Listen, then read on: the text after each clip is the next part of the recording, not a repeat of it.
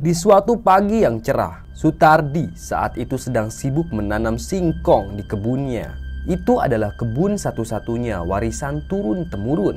Lahannya tidak terlalu luas, namun cukup untuk sekedar menanam singkong. Hasilnya tidak dijual, melainkan untuk dikonsumsi keluarga saja. Sutardi tidak sendiri, dia dibantu oleh anaknya yang berumur 15 tahun. Nama anaknya itu adalah Karyono. Walaupun masih kecil, tapi Karyono punya fisik yang bongsor. Tubuhnya tinggi, besar, berkulit sawo matang, dan berambut keriting pendek. Karyono tidak sekolah. Maklum saat itu akses pendidikan sangat sulit. Sekalipun ada, pasti jaraknya jauh dari desa. Harus menggunakan delman, sedangkan ongkos delman juga mahal. Alhasil Karyono sama sekali tidak tersentuh pendidikan formal. Dia hanya merasakan pendidikan agama dari guru ngajinya. Karyono bisa membaca Quran, tapi dia tidak bisa membaca alfabet. Anak itu buta huruf.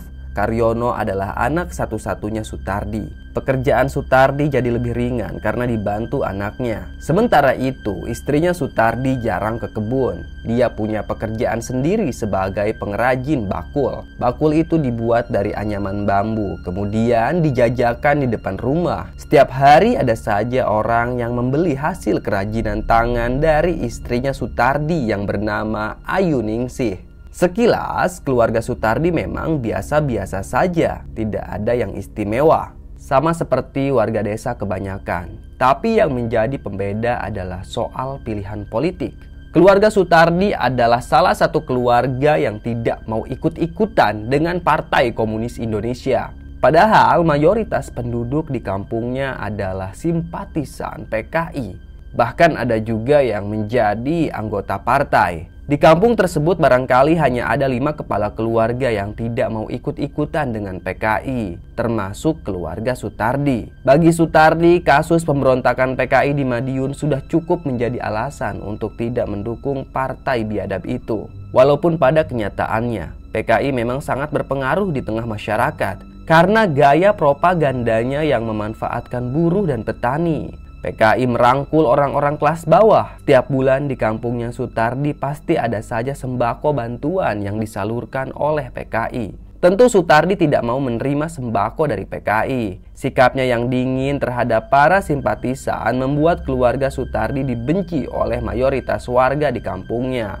Hal itu terbukti dari dagangan bakul milik istrinya Sutardi. Jarang sekali ada orang lokal yang membelinya. Biasanya para pembeli itu datang dari luar kampung. Walaupun banyak dibenci oleh masyarakat, tapi keluarga Sutardi tidak peduli dengan perlakuan masyarakat. Seperti pagi itu, Sutardi dan anaknya menanam singkong di kebun. Tiba-tiba saja ada 3 orang lelaki menghampiri Sutardi. Ketiga lelaki itu adalah warga kampung. Dulu sebelum PKI masuk kampung, ketiga lelaki itu adalah teman baiknya Sutardi. Namun semenjak menjadi simpatisan, mereka jadi jahat pada keluarga Sutardi. "Tardi, apa-apaan kau ini?" bentak salah satu lelaki bernama Marno. "Ada apa Marno?" tanya Sutardi. Dia bingung karena tiba-tiba si Marno marah besar padanya. "Kau nyuri batang singkongku, ha?" Marno kembali membentak. "Nyuri? Tidak Marno. Aku mulung batang singkong itu dari sungai. Bekas batang singkong itu mengambang di pinggiran sungai, lalu aku pungut ketimbang jadi sampah," ucap Sutardi membela diri. Memang betul apa yang dikatakan Sutardi itu. Batang singkong yang ia tanam saat ini dapat mulung dari sungai. Tadi pagi-pagi sekali Sutardi kehabisan bibit batang singkong. Kemudian ia melihat ada beberapa batang singkong yang mengambang di sungai. Sutardi tidak mencuri, hitungannya dia mulung limbah. Namun di sisi lain, Marno memang suka cari gara-gara. Padahal batang singkong itu sudah ia buang ke sungai. Nah, karena yang memungutnya Sutardi, maka Marno marah besar. "Aku tidak sudi batang singkongku dipungut oleh kau," bentak Marno. "Kalau begitu aku cabut lagi dan akan aku kembalikan padamu," timpal Sutardi. "Enak saja, kau harus ganti rugi, bayar 20.000, pinta Marno. Dia memerah Sutardi, sementara 2 orang lelaki di samping Marno sudah siap mencabut golok. Tentu Sutardi tidak mau bayar. Dia tidak punya uang. Marno dan kedua orang temannya pun marah. Mereka langsung menghajar Sutardi sampai lelaki itu tewas dengan sangat mengenaskan, dengan luka di wajah dan lehernya. Beberapa saat kemudian muncul anaknya Sutardi yang bernama Karyono. Dia kaget saat melihat bapaknya terkapar sekarat. Dia juga melihat 3 orang lelaki yang sangat ia kenal berdiri di dekat ayahnya yang terkapar. Ketiga lelaki itu menenteng golok yang berlumuran darah. "Mampus kau!" bentak Marno sambil membalikkan badan. Dia dan kedua temannya pun pergi. Mereka pergi begitu saja meninggalkan jasad Sutardi yang bersimbah darah. Sutardi tidak bisa melawan sama sekali karena ia dikeroyok oleh 3 orang. Karyo menjerit histeris melihat bapaknya yang sudah terkapar tidak bernyawa. Beberapa jam kemudian warga kampung berdatangan. Mereka menggotong jasad Sutardi dan membawanya ke kampung. Saat jasad itu tiba, istri Sutardi langsung menangis tak karuan. Dia tidak menyangka suaminya jadi korban kekerasan. Saat itu Karyo adalah saksi mata satu-satunya. Ia menceritakan apa yang dilihatnya di kebun. Dia lantas menyebutkan nama orang-orang yang sudah menghabisi ayahnya. Polisi seketika berdatangan. Mereka langsung memburu ketiga pelaku, namun tidak ketemu. Ketiga pelaku itu kabur entah kemana. Semenjak saat itu, kasus tewasnya Sutardi seakan menguap. Si pelaku tidak pernah tertangkap. Karyo menjadi anak yatim. Dia terpaksa harus bekerja lebih keras membantu ibunya berjualan bakul keluar kampung. Karyo berjalan belasan kilometer demi menjual bakul hasil anyaman ibunya. Walaupun hasil penjualannya tidak seberapa, ya paling hanya cukup untuk makan 1 hari saja. Tapi Karyo dan ibunya sangat bersyukur. Selama bertahun-tahun Karyo tinggal di kampung yang mayoritas adalah simpatisan PKI. Hingga di suatu ketika ibunya meninggal. Karyo sangat terpukul dengan kematian ibunya. Dia sudah tidak punya siapa-siapa lagi di kampung itu. Karyo pun pergi merantau untuk mencari pekerjaan. Singkat cerita, Karyo tiba di kota. Dia tidak punya siapa-siapa di sana dan Karyo juga tidak punya pengalaman. Dia pun menggelandang di terminal, pasar tradisional, dan di lampu merah. Apa saja ia kerjakan untuk bertahan hidup. Karyo sering menjadi tukang pikul, ojek payung, dan kadang ngamen di lampu merah. Kehidupan jalanan membuat mentalnya semakin kuat. Di suatu waktu, Karyo terjerat ke dalam jaringan copet di pasar. Dia bergaul dengan para copet handal. Dia belajar bagaimana mencopet. Tentu tidak butuh waktu lama bagi Karyo untuk menguasai teknik pencopetan. Selama kurang lebih 1 tahun, Karyo melakoni dunia pencopetan. Dia melancarkan aksinya di pasar tradisional, di pagi hari dan di sore hari. Sementara siangnya dia pergi ke terminal bis, berpura-pura jadi penumpang, lalu mencopet para penumpang yang ada di hadapannya. Namun naas, aksi pencopetan itu tidak selamanya berjalan mulus. Di suatu hari yang sial, Karyo ketahuan. Dia dikepung oleh puluhan warga yang ngamuk. Para warga memegang senjata masing-masing seperti balok, batu, dan juga pentungan. Karyo lari sekuat tenaga menghindar dari kejaran warga. Dia meliuk-liuk lalu masuk ke sebuah gang kecil. Itu adalah gang kontrakan kumuh. Warga yang tinggal di sana adalah warga kelas bawah. Sementara itu, warga terus berlari mengejarnya. Mereka berpencar untuk mencegat si pencopet tersebut. Namun sial, dia malah masuk ke jalur buntu sehingga Karyo tidak bisa lagi lari. Dan tanpa basa-basi, warga langsung menghajar Karyo habis-habisan. Karyo sampai pingsan, tubuhnya terkapar tak berdaya di atas tanah. Namun hebatnya, Karyo masih bernyawa. Dia tidak tewas. Tubuhnya kemudian diseret oleh warga keluar dari komplek kontrakan kumuh. Tubuh Karyo yang tak berdaya itu dibuang ke pinggir sungai. Tubuhnya menggelinding hingga terkapar tak berdaya di tepian. Tidak ada satu orang pun yang mau menolongnya. Semua hanya menonton. Hingga tak lama kemudian polisi berdatangan. Tubuh Karyo digotong masuk ambulan lalu dibawa ke rumah sakit. Singkat cerita, keesokan harinya Karyo siuman. Dia langsung dibawa ke kantor polisi untuk dijerat pasal pencurian dan pencopetan. Kemudian Karyo dibawa ke pengadilan dan dijatuhi hukuman 8 bulan penjara. Nah, di penjara itulah Karyo semakin mengembangkan bakat kriminalnya. Saat itu, dia bertemu dengan seorang jawara sekaligus dukun yang sangat sakti. Penghuni sel biasa menyebutnya Abah Bongkok. karena memang postur tubuhnya yang bongkok. Tapi jangan salah, walaupun dia sudah tua dan bongkok, si Abah ini sangat disegani di dalam penjara. Tak ada satu orang pun yang berani padanya.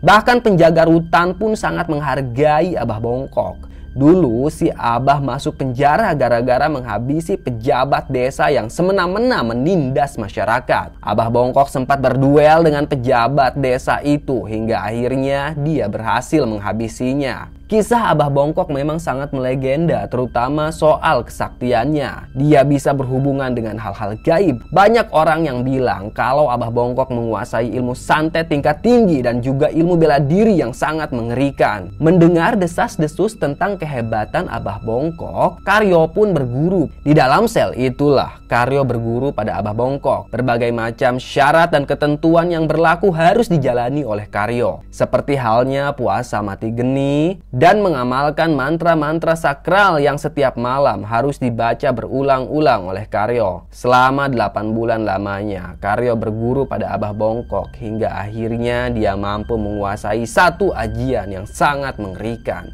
yaitu tinjuan derajat bumi. Tinjuan itu sangat mematikan, bisa membuat lawannya tewas seketika. Setelah keluar dari penjara, Karyo semakin menggila. Dia jadi berandal papan atas yang ditakuti oleh masyarakat. Namun target utama Karyo adalah para masyarakat yang menjadi simpatisan PKI. Karyo memang punya dendam pribadi pada PKI sehingga dia selalu mengincar orang-orang PKI. Karyo merampok, membegal, dan bahkan menghabisi para anggota PKI yang berkeliaran di malam hari. Selama berbulan-bulan, Karyo hidup dalam dendam dan amarah. Banyak PKI yang tewas di tangannya. Namun aksinya tidak terendus polisi. Karyo benar-benar rapih menggelapkan jasad korbannya. Mereka yang menjadi korban Karyo hanya masuk ke dalam daftar orang hilang. Kabar mereka tidak pernah terdengar lagi dan tidak pernah ditemukan. Berbulan-bulan kemudian, tragedi G30S PKI pun meletus. Indonesia berkabung dengan gugurnya para jenderal. Saat itu, citra PKI sangat buruk di masyarakat. Partai itu bahkan dibubarkan, lalu para simpatisan dan anggotanya ditangkap dan diburu. Menurut catatan sejarah, pemerintah melakukan pembersihan besar-besaran untuk menghabisi para PKI. Pulau Jawa menjadi salah satu titik fokus untuk menghabisi para simpatisan. Di antara para pengikut PKI itu ada saja orang yang sakti. Hal inilah yang mendorong adanya perekrutan untuk menjadi algojo PKI. Para algojo inilah yang nantinya akan menghabisi nyawa simpatisan PKI yang kabur atau para PKI yang memang sulit untuk dihabisi nyawanya. Maka algojolah yang akan turun tangan. Tentu para algojo ini bukanlah orang sembarangan. Mereka sakti mandraguna. Nah, kesempatan ini dimanfaatkan oleh Karyo. Dia mendaftar menjadi algojo, lalu diterima karena memang Karyo ini sakti. Jadilah si Karyo eksekutor bagi para PKI yang kabur dari kejaran aparat. Sebenarnya kalau para PKI itu tidak kabur, maka tidak akan dihabisi nyawa mereka dan hanya akan diamankan saja atau dibuang ke pulau terpencil. Tapi bagi para PKI yang melarikan diri, mereka akan benar-benar dihabisi oleh algojo.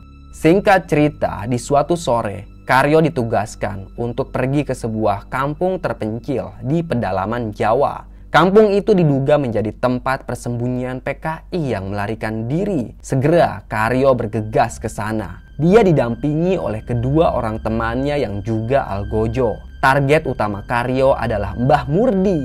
Dia merupakan salah satu tokoh PKI yang berpengaruh di kampungnya. Beberapa kali aparat mencoba menangkap Mbah Murdi, tapi selalu gagal. Dia memang bukan orang sembarangan. Kesaktiannya sudah di luar nalar. Dia sulit untuk ditangkap. Bahkan ada yang bilang kalau Mbah Murdi punya jin peliharaan. Itulah sebabnya banyak aparat yang tumbang saat mencoba untuk menangkap Mbah Murdi dan juga anak buahnya. Ya, si Mbah memang punya anak buah, jumlahnya banyak. Mereka semua tinggal di rumahnya Mbah Murdi. Hingga akhirnya Karyo pun diutus. Dia didampingi oleh kedua temannya. Setibanya di kampung kediaman Mbah Murdi, Karyo cukup terkejut melihat gerbang rumah Mbah Murdi yang sangat besar dan menjulang tinggi, mirip seperti benteng pertahanan. Walaupun gerbangnya besar dan menjulang, tapi gerbang itu terbuka. Karyo dan kedua kawannya pun masuk ke halaman rumahnya Mbah Murdi. Halaman rumah itu ternyata sangat luas. Ada jalan yang cukup besar di sana. Sekelilingnya terdapat pohon-pohon pinus yang besar dan rindang. Ada kain kafan yang diikatkan pada dahan-dahan pohon itu. Bau busuk menguar dari segala arah membuat Karyo dan kedua temannya menutup hidung mereka. Karyo dan kedua algojo terus berjalan menuju kediaman Mbah Murdi. Dan saat mereka lengah, tiba-tiba saja ada sebuah tombak yang melesat dari arah barat. Tombak itu menghujam punggung salah satu temannya Karyo. Saat itu juga temannya Karyo tewas. Sontak saja hal itu membuat Karyo dan temannya kaget. Mereka tidak tahu siapa yang telah melempar tombak yang sangat mematikan itu. Karyo dan satu temannya yang masih hidup pun lari sekuat tenaga. Beberapa tombak kembali menyambar, tapi Karyo berhasil menangkisnya. Beberapa saat kemudian, teman Karyo yang masih hidup, dia juga terkena sabetan tombak. Kini hanya tinggal Karyo seorang. Dia terus menangkis tombak-tombak yang dilemparkan oleh orang misterius. Barangkali bukan manusia yang melempar tombak-tombak itu, melainkan jin. Tak butuh waktu lama, akhirnya Karyo tiba di depan rumahnya Mbah Murdi. Di sana, Mbah Murdi sudah berdiri dengan salah satu anak buahnya. Karyo sangat terkejut saat melihat anak buahnya Mbah Murdi. Ternyata anak buahnya Mbah Murdi itu adalah Marno. Ya, dia adalah orang yang telah membunuh ayahnya Karyo. Seketika saja, saat itu juga Karyo sangat dendam. Dia ingin menghabisi kedua orang itu. Duel pun terjadi. Tapi Mbah Murdi dan Marno tidak kuat menahan Karyo. Kekuatan Karyo memang sangat dahsyat. Tinjuannya bisa meremukkan dada. Saat itu juga Mbah Murdi dan Marno, mereka berdua tewas seketika. Selesai. Terima kasih sudah menyimak cerita Mbah. Tunggu cerita-cerita lainnya ya. Tetap sehat dan salam merinding.